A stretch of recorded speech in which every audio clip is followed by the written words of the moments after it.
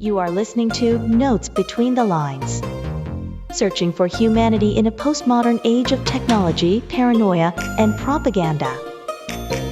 Episode 6, Peace Before the Storm, Confronting the Mythology of Violence. A presentation by author, technologist, and depth psychologist, Tom Strelo.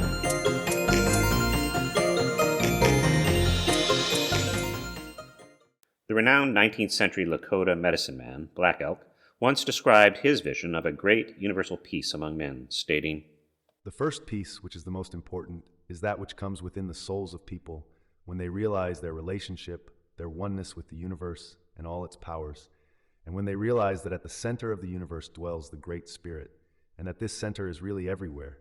It is within each of us." Similarly, in the beginning of the Gospel accounts, a host of angels celebrates peace on earth, goodwill towards men, with a handful of shepherds working the night shift as the Christ child is born nearby in Bethlehem, laying the foundation for the original gospel message of peace and love. As this Christ child grew to be a man, he boldly declared that living peacefully on earth was the obligation of each and every inhabitant on earth. For peace to happen, we each must be willing to love one another, even our enemies, and to forgive or to let go when others fail or offend us. Now, this didn't go over well with the religious and political establishment of his day, who rather proclaimed that a Jew must be willing to fight their oppressors, to kill their enemies, in particular the Romans, to restore the prestige and political might of the nation. This political agenda eventually led to several violent wars against their Roman overlords over the next century, tragically resulting in the destruction of Jerusalem and the Temple in 70 CE, and then eventually to the Jews being permanently kicked out of Palestine in 136 CE. So it should be no surprise that when these same religious and political leaders couldn't get this uppity, peace-loving Jewish hippie to shut up about forgiveness, they nailed him to a cross as a traitor to their revolutionary cause. Years later, the political elite of the new Christian religion also pushed aside the peaceful Christ child, concluding that the Jewish elite were actually right about killing their enemies. The only problem in their mind was that the Jewish leaders didn't have the superior Christian God on their side. As such, the Christian religious and political establishment has waged innumerable crusades, holy wars, purges, assassinations, and inquisitions throughout the last 2 millennia. Today, this religious violence continues as American Christian nationalists wage war against secular democracy, the Russian Orthodox nationalists wage war against their former colony, Ukraine, and then the ideological descendants of the first century Jewish nationalists continue to wage war against their Palestinian neighbors in the name of their nationalistic God, while various Islamic nationalists wage war against everyone that is not their particular religious sect. This pretty much brings us up to date with today's headlines, which conspicuously doesn't mention any sort of peace on earth or goodwill towards men. The celebrated play, Romeo and Juliet, is often portrayed as the tragic tale of two star-crossed lovers. However, the story is principally about a violent feud between two prominent families in Verona. It has very little to do with love or romance. Romeo and Juliet are barely pubescent teens of around 14 years, merely playing at being lovers. Upon meeting at a masquerade ball one night, they impulsively promise to get married the next day, rashly pledging their enduring commitment to one another. Rather than a sheer poetic device compressing time in a literary bottle, this passionate impulsivity is the point of the play. In the second act, Friar Lawrence reflects upon the dangerous course of these immature passions, warning, "These violent delights have violent ends, and in their triumph die, like fire and powder, which as they kiss consume. The sweetest honey is loathsome in his own deliciousness, and in the taste confounds the appetite. Therefore love moderately, long love doth so, too swift arrives as tardy, as too slow." In the previous scene, he waxes on about the paradoxical nature of life, observing how a plant that is used to heal may also be used to kill, stating, "Virtue itself turns vice, being misapplied, and vice sometime by action, dignified." In the very first scene, the violent course of the story unfolds as members of the two families meet on the streets of Verona, attempting to provoke a violent confrontation in feigned self-defense. The play descends into chaos as the hatred between the two feuding families envelops the two naive children over the course of a few days, tragically ending in both of their deaths. Fundamentally, there is a moral subtext to violence that circumstantially justifies its use. if not in the societal milieu, then at least in the mind of the perpetrator. Thus, if I tell a tale of a bloody encounter between a band of masked interlopers who subdue a hapless soul, knocking him unconscious, wherein the leader subsequently pulls out a knife, plunging it into the now unconscious subject's abdomen, what moral principle would one apply to this violent encounter? On one hand, if I say that the masked interlopers are bandits, most would agree that this is a clear tale of vice, having an unambiguous perpetrator and victim.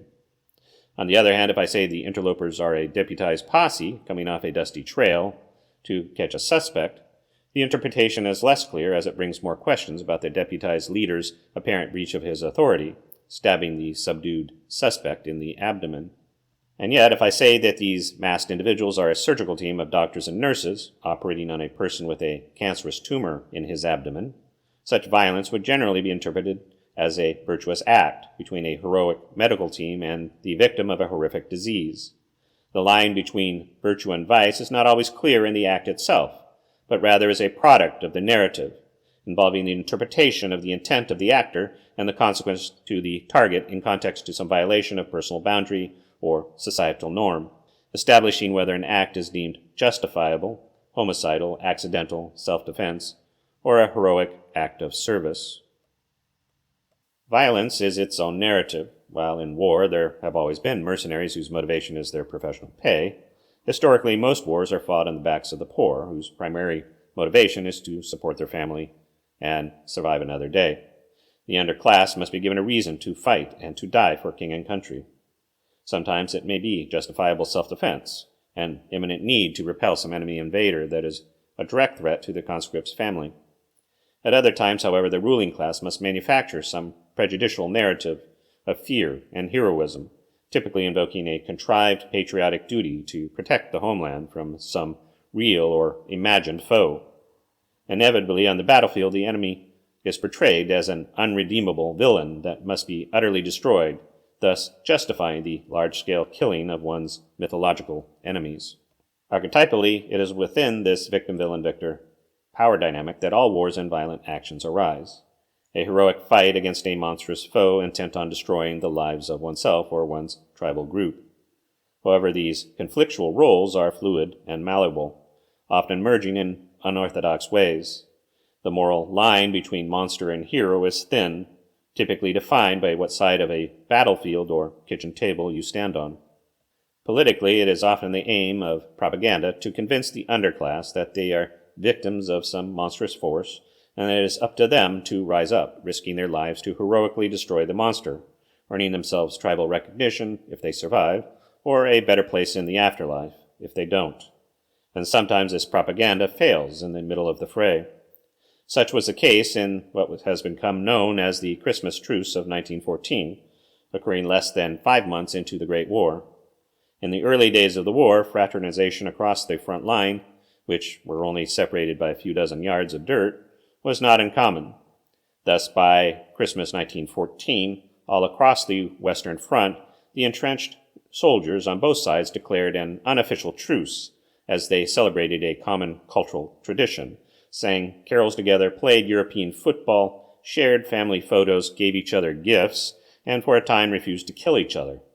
Even when threatened by superiors, they would only shoot over the heads of their so-called enemies.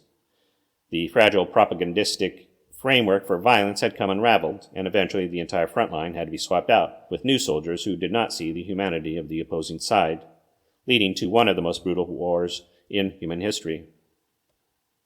Dueling narratives, one emphasizing our common humanity, and the other founded in fear and hatred of those labeled by the cultural gatekeepers as your enemy. However, no one is intrinsically your enemy. It is a belief system built on a narrative of insecurity, driven by a primal threat of victimization, embodied as a struggle against an eternal monster ever ready to devour its prey. While phobic personalities can be found across the political spectrum in society, there is a heightened sensitivity in conservative psychology which sees a threat in the slightest provocation, impelled by a deeper characteristic sense of fear, scarcity, vulnerability, and greed. As such, these naive, phobic personalities are easy prey to maleficent political and religious leaders willing to exploit this fear-based worldview in order to create factions and alliances in their favor. Inevitably, their imaginary adversaries are presented as valueless monsters who these timorous surrogates must destroy to assuage their primal fears, bringing order to a chaotic universe. This subversive dynamic is played out in the smaller theater of towns, bars, and living rooms on a daily basis. America, while by no means unique, has proven to have one of the most consistently gullible demographics when it comes to indiscriminately accepting conspiracy fantasies and the acrimonious rhetoric of politicians, religious leaders, social influencers, and industrial propagandists under the credulous pretense of freedom, security, or some hidden truth. From the Confederate soldier and their modern admirers attempting to preserve their racist worldview, to the modern vigilante gun fanatic aiming to defend his paranoid fantasy of power against his mythical zombified neighbors and tyrannical government agents, and then to the diminutive actions of the traditional patriarchal male obsessed with controlling the intricate details of women's life in society and at home, violence has become endemic to American life. Many Americans are convinced that they must be ready and willing to use violence as an essential tool to solve conflicts or to get their way, demonstrating a pervasive lack of maturity, critical thinking, and pro-social morality. This violent tendency is often projected onto some demonized outsider, often imagined as a black or brown gangbanger involved in organized criminal activity, providing an excuse to build an arsenal of weaponry at home. However, the actual incidence of gang violence pales in comparison to the actual statistics for domestic violence, rapes, brawls, assaults, racially motivated attacks, domestic homicides, and suicides born of the same violent imagination against those nearest. Most of this violence is committed inside our homes or communities by and towards people we know, work and go to church with, or regularly pass in the street. 1 in 3 girls and 1 in 5 boys will have experienced sexual assaults by the time they reach adulthood. Movies and video games desensitize our responsiveness to cruelty and the moral prohibitions against harming others. Many police departments are trained to operate on a war footing against the public, to kill incautiously at the slightest jittery provocation under the militaristic creed of kill or be killed. Public servants are regularly threatened by politically motivated partisans fueled by fear-mongering politicians that target and dehumanize their political foes for political gain. 1 in 5 families have been in some way affected directly by gun violence. Nearly a quarter of individuals will be assaulted by a domestic partner in their lifetime. Rather than some dark, faceless boogeyman hiding in the shadows, the violence is coming from inside the house. We have met the enemy, and he is us.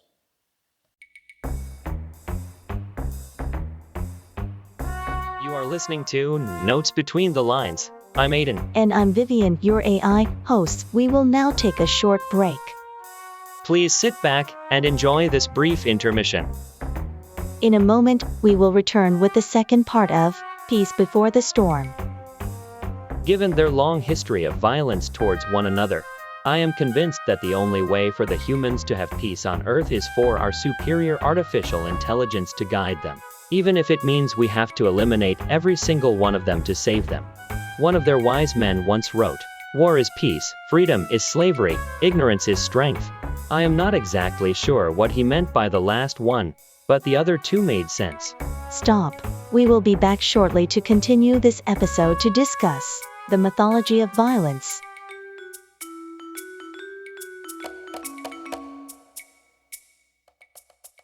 So how does one become a violent perpetrator in the public or household theaters to take up the mantle of harming others? Beneath the dark exterior of violent action lies our personal sense of morality, the sacred boundaries that define who we are. South African anti-apartheid leader Nelson Mandela, referring to the narratives we use to justify violence, warned, "When we dehumanize and demonize our opponents, we abandon the possibility of peacefully resolving our differences and seek to justify violence against them." To understand violence, we need to understand the stories that define our moral boundaries. Some of these stories come from our lived experience, and other narratives are inculcated through education, propaganda, and cultural norms. These narrative principles build the moral edifice of what we feel is right or wrong. Some of the planks of this edifice don't really fit neatly together. We are a menagerie of ethical contradictions. Some of these planks are built of iron, well thought out and universal, and some of straw, born of pain and primitive defenses. Fundamentally, humans are motivated by and then act on what they feel is right or good. Even the most despicable immoral behavior by societal standards seems right to the actor based on some personal rationale, if for no other reason than it feels good or produces a sense of relief from some internal or external pressure. Any theater or movie actor that has ever realistically portrayed a villain will tell you that they had to find the underlying motivation of why the villain's behavior made sense to them. In many modes of psychotherapy, the intent of the process is to uncover the stories that make a certain behavior make sense to the client, but then also to develop an empathy for how that behavior might affect others. Many describe violent behavior as being motivated by anger, but anger is not a thing in and of itself. Emotions are reactions. They exist only as a response to a stimulus or event. Anger is an emotional agent in service to one's boundaries. It is an energy that arises in response to some sense of threat to one's boundaries being violated. Constructively, it gives us the power to fight back to restore the integrity of a broken boundary. However, there is typically no momentary rational evaluation whether that boundary is healthy or unhealthy, or whether a real violation has even occurred. It is usually an unconscious response to a perceived event. Thus, violence is always justified, perhaps not in the context of the greater good, but it always has its own reason for the perpetrator. In order for us to have choices to begin to act more constructively and empathetically in our relationships with others, we must become conscious of our own reasons. If perchance, as a hypothetical matter of discourse, I am sitting in a bar and a stranger approaches who looks menacingly at me. Defensively, I turn and punch him in the face. In order to understand my action, one would need to examine the story behind my boundary that made me feel like I needed to protect myself. By deconstructing this perceived violation, one might find some past narrative of vulnerability that was evoked by this ominous stranger that was interpreted as threatening my well-being in some way. This triggered narrative put me on heightened alert to protect myself. I now perceive myself to be the victim of his villainous intentions. I might feel anger or fear based on this approaching threat. I see myself as heroically standing up to punish the interloper, to protect myself, throwing a right hook to his jaw in order to judiciously restore the integrity of my perceived boundaries. Principally, justice is often described as the personal motivation for violence, a duty to punish some transgression. But this is just a surface narrative. In the previous example, was I in any real danger? Was the stranger actually intending to harm me? Why did I feel attacked by the stranger's seemingly offensive stare? Why did I feel that my response should be to physically strike out and harm the stranger? Within the rules of society, was my actions even justified? The answer to these questions formulate an unconscious moral code based on prior life experiences, which establish my personal boundaries. In the moment, however, all I was aware of was that I felt threatened and angry. Thus, I instinctually reacted to try to ameliorate the threat. In the relational mythology of the Torah Gospel that leads up to the proclamation of peace on earth, goodwill towards men, mature development is portrayed as being compassionate and gracious, slow to anger, abounding in kindness and truth. Later, Rabbi Jeshua of the Gospel accounts summarizes this as loving one another. However, in the moralistic Christian interpretation of the Gospel, based on the Apostle Paul's teachings, the moral dynamic of love is given various qualifications based on forgiveness, that is, conditionally choosing to withhold punishment from somebody that has already been condemned as guilty, symbolized by Jesus dying on the cross for your sins. The Christian God's moralistic response to sin is that one is judged guilty first, condemned to be punished second, and then conditionally forgiven third if all the right conditions are met. Without going further into detail here, as I've covered this more broadly in several other writings, neither sin nor forgiveness are actual translations of the concepts in the underlying text. What is in the Gospel accounts is an issue of personal or relational discipline failing to meet a goal, often in context indicating a failure to love someone, and then an essential psychological principle of letting go. This correlates to the moral dynamic underlying graciousness as possessing a spirit of openness and generosity towards others. Thus, in the original relational mythology, the principle of graciously letting go describes a mature state of being in which one's boundaries are open and permeable. The actions of others are not interpreted as a violation of my own boundaries. There is no critical spirit of condemnation or judgment. A mature individual is confident and complete in their own narrative personhood. They are detached from the moral narrative of others and do not personalize or projectively moralize another's behavior. If someone happens to look at me funny, rather than interpreting that as a moral affront, I may rather wonder what is going on with that stranger who has this disturbed appearance. I may even reach out to the stranger to offer kindness and compassion in an attempt to improve their unsettled condition. Even if they return my offering with overt hostility, I am not disturbed in my own narrative of well-being. My state of mind is detached from their behavior. I am not compelled to engage their narrative of hostility. As the common aphorism states, it takes two to tango. In my real-life experience many years ago, I was out with some female coworkers at a bar, enjoying conversation and drinks after work. Eventually, some strange fellow came up from behind, tapped me on the shoulder, oddly asking if these were my women. Uninspired by his questioning, I simply said yes and turned back to my friends. But he was looking for a fight and demanded we step outside.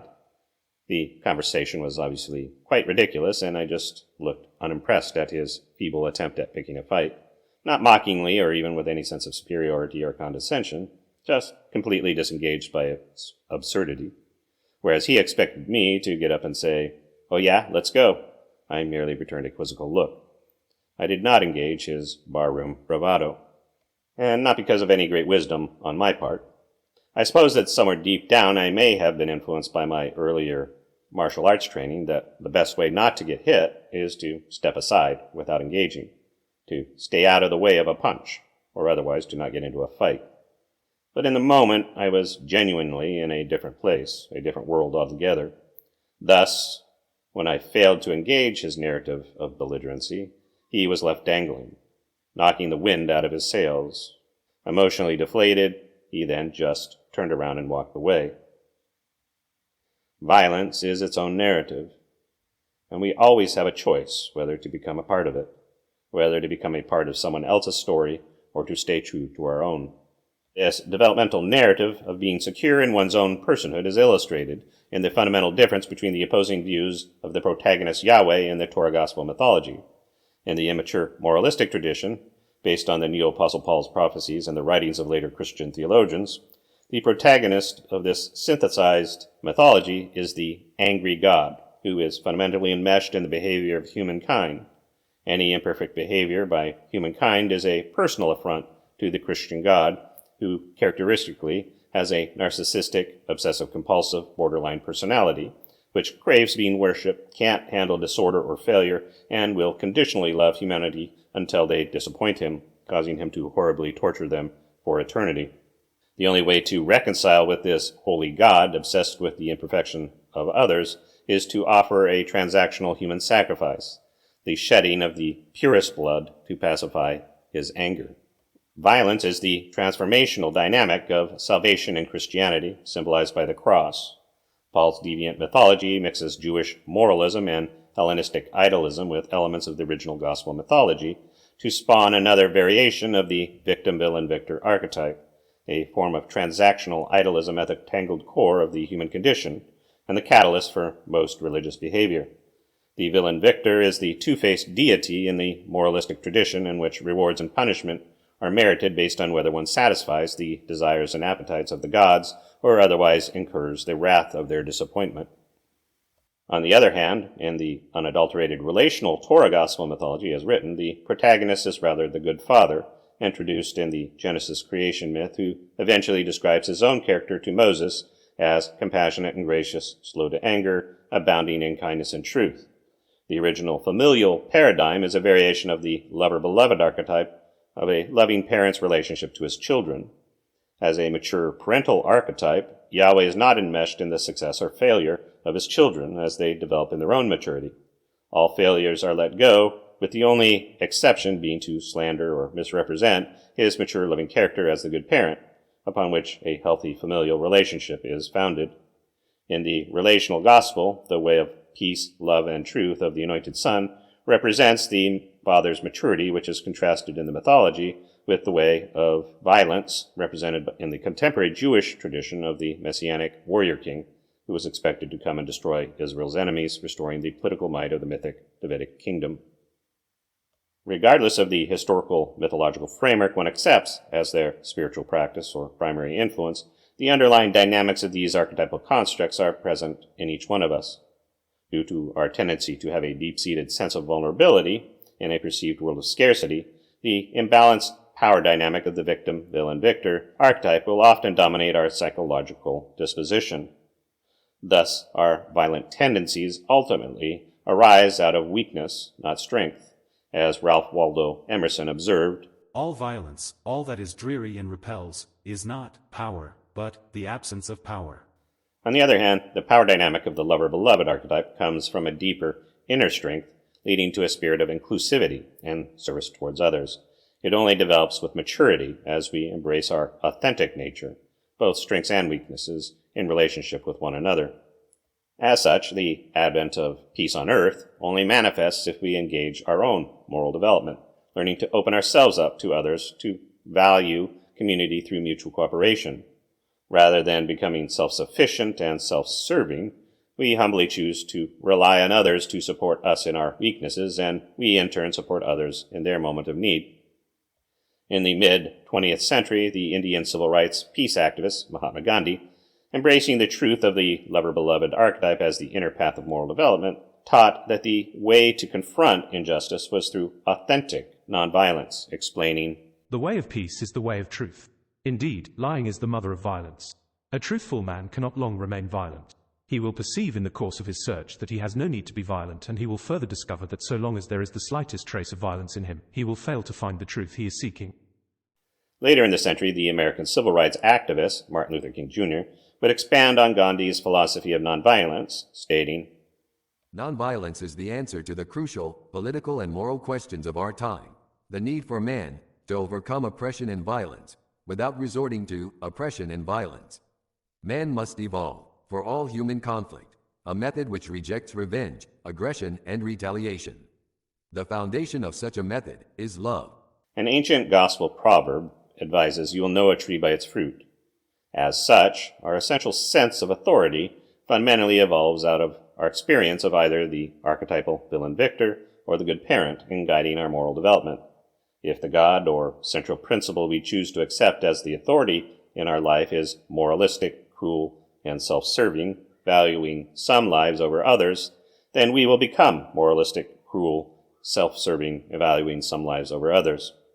On the other hand, if the central authority of our life narrative is founded in love, based on our shared identity as a universal family, motivated by compassion, graciousness, tolerance, kindness, and truth, then we will internalize this powerful moral narrative, yielding the fruit of compassion, graciousness, tolerance, kindness, and truth. Peace on earth begins with goodwill towards all humanity. As we mature to become more secure within our own identity and boundaries, we are free to let go of any need to control the behavior of others, to let go of revenge, aggression, and retaliation. Love grows out of the fertile ground of compassion, graciousness, tolerance, kindness, and truth, planting the seeds in our daily lives that build a community at peace with one another. This has been a presentation of Notes Between the Lines on Peace Before the Storm, Confronting the Mythology of Violence, with your cohort Tom Strelo. As we conclude our discussion, we hope you have found this episode helpful in your own journey to find healthier, more powerful relationships. For more information and to give us your feedback, you may find us at notes.chrysalis.com. Our producers would like to acknowledge the following source providers for this episode: FreeSound and Mixkit for sound effects, Zapsplat for royalty-free music, and Typecast, an artificial intelligence voice service, for creating us, Aiden and Vivian, your AI hosts. We thank you for listening to Notes Between the Lines.